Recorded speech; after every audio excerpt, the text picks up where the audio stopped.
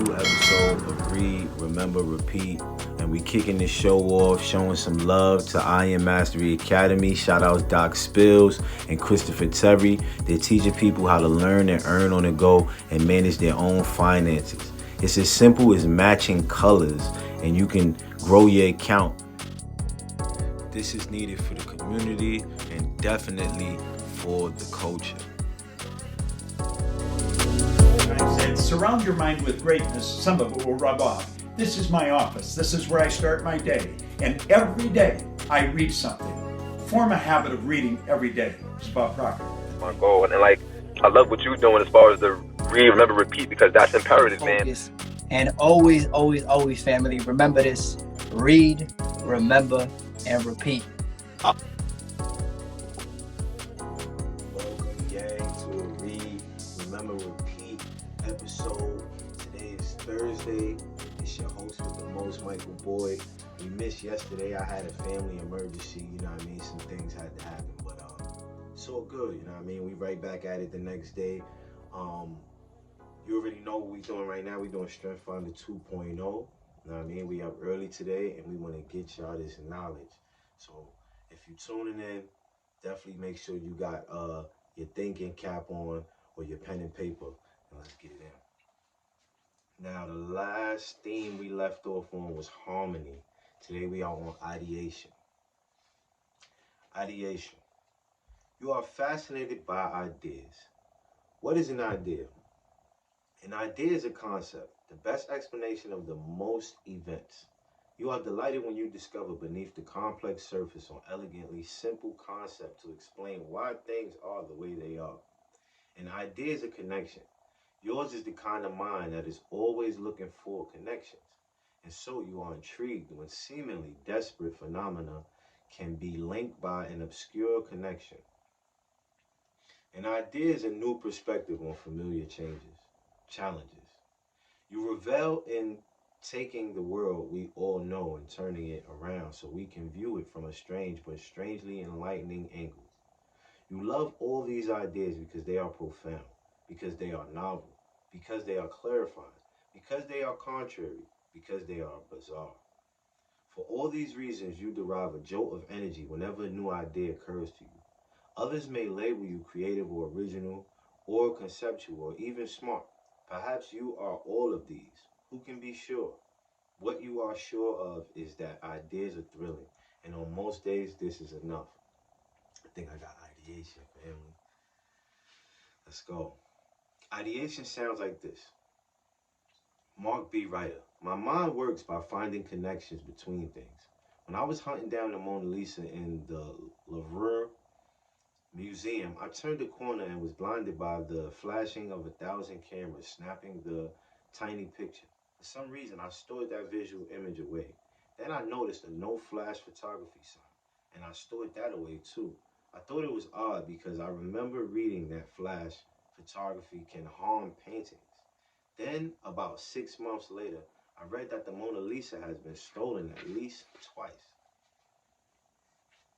in this century, and suddenly I put it all together. The only explanation for all these facts is that the real Mona Lisa is not on display on the Louvre.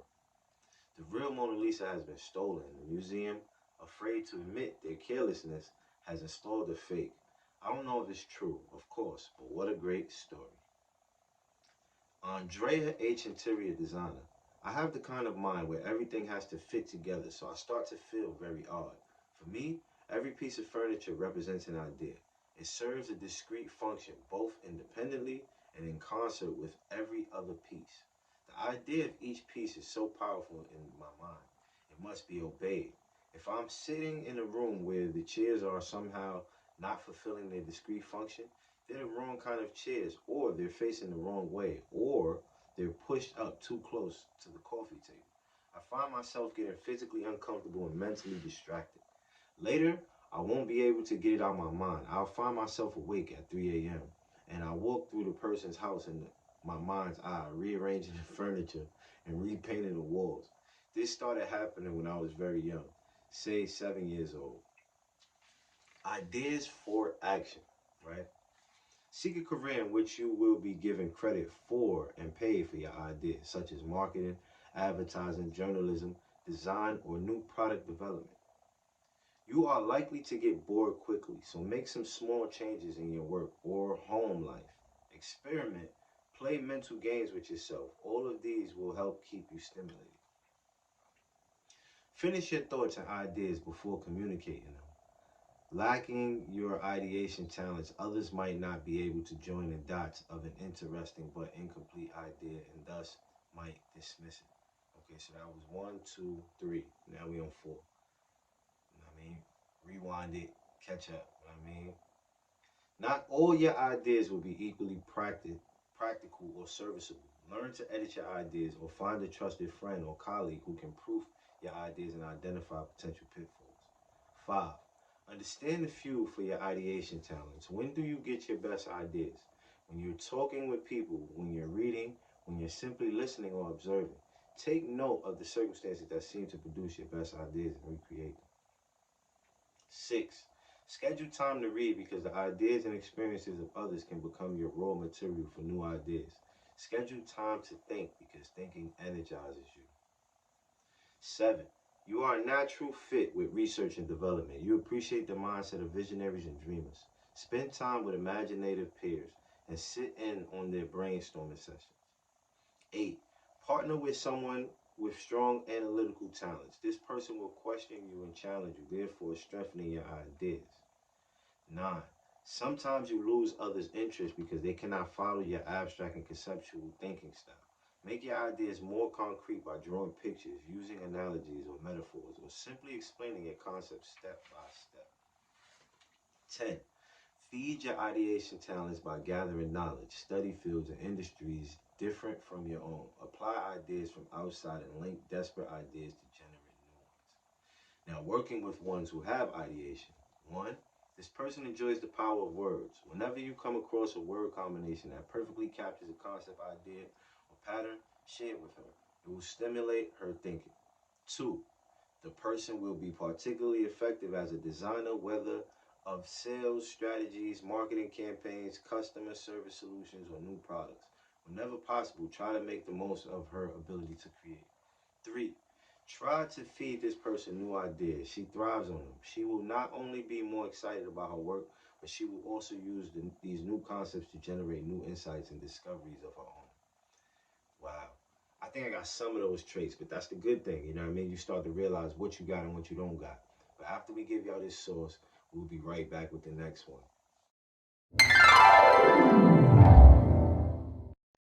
Our deepest fear is not that we are inadequate.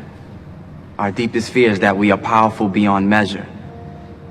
It is our light, not our darkness, that most frightens us.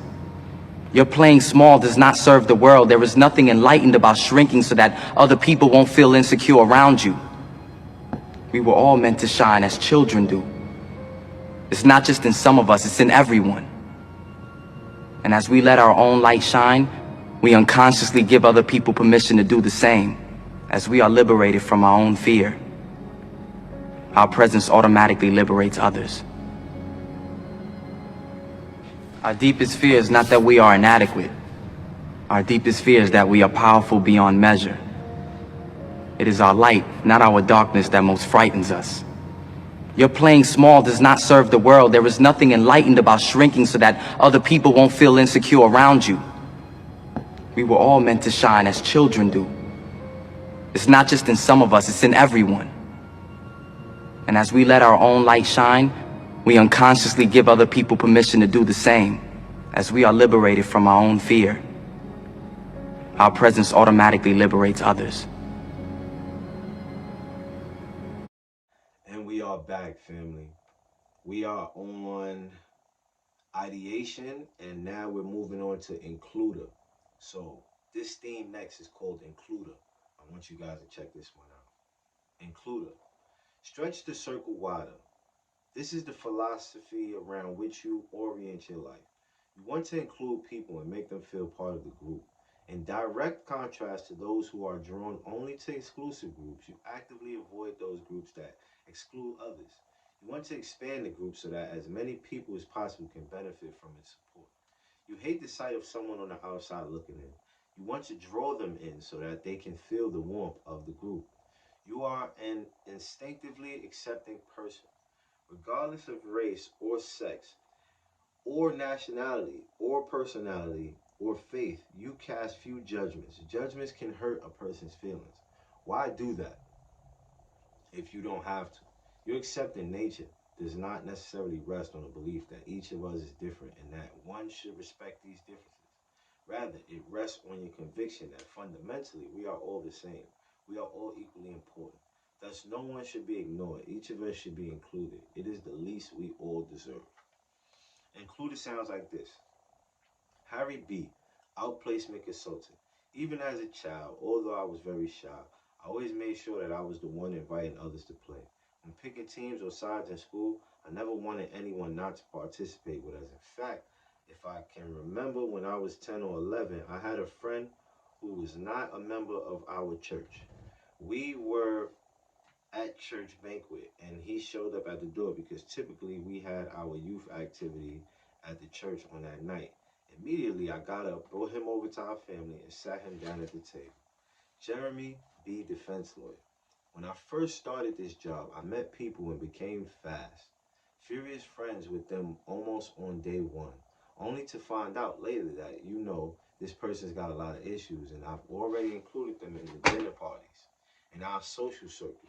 My partner, Mark, is like, what is it exactly that made you want to include this person?